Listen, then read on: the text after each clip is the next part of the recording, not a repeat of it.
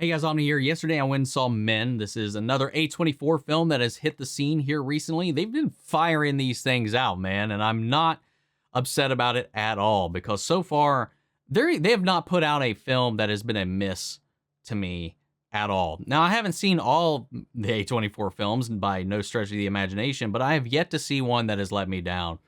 This one continues to keep that streak alive with a thrilling, haunting, and thought-provoking story that just continues to just challenge your mind and your perception from beginning to end. As expected, there's a lot of artistic direction in there. There's a lot of things that it doesn't just straight give you or spoon feed you throughout, and it's filled to the brim with beautiful cinematography, beautiful pacing. Along with all of that, our leads in this movie, Jessie Buckley and Rory Kinnear, just excel through this whole thing. They are phenomenal throughout this movie, and especially in the range of emotions that we see Jessie kind of go through as the movie progresses, and how her character kind of changes and adapts as it kind of the story starts to change and evolve. And Rory Kinnear, he has his work cut out for him in this one, and he does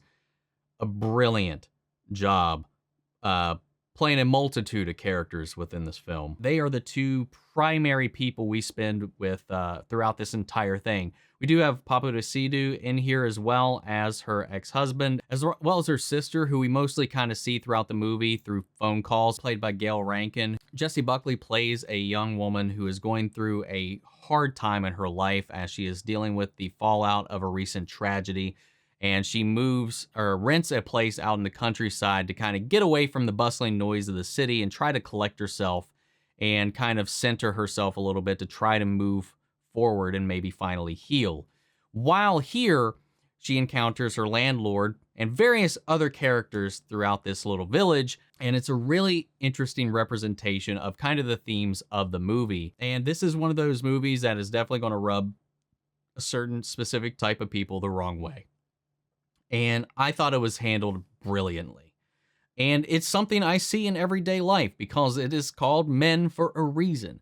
Part of the reason this whole thing kicked off is because of the relationship that she was in and the way she was treated within that relationship and how she, as a woman, is navigating the world and how just in passing and existing and in just living life, a woman can be imposed upon against her will in various different ways, subtly, directly, indirectly, or just completely pronounced in your face through everyday life by the people around them. And it is a great eye-opening representation of that.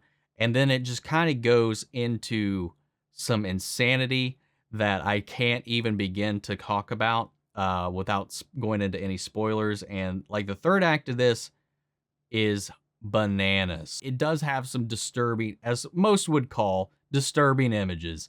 And there's, I can't get into it, man. It is ridiculously wild. And I'm still chewing on what all like the third act of this movie can mean, because it's one of those things that's left up to interpretation. The ending of it is definitely kind of open. But this movie is more than the gore, more than the thrills of it. And while this is like a really gripping, isolated, I would say cabin in the woods, because it's not a cabin. She's renting a house with a property, but it is isolated. It is in the countryside. So it's kind of a little bit of that. It plays around with your perception.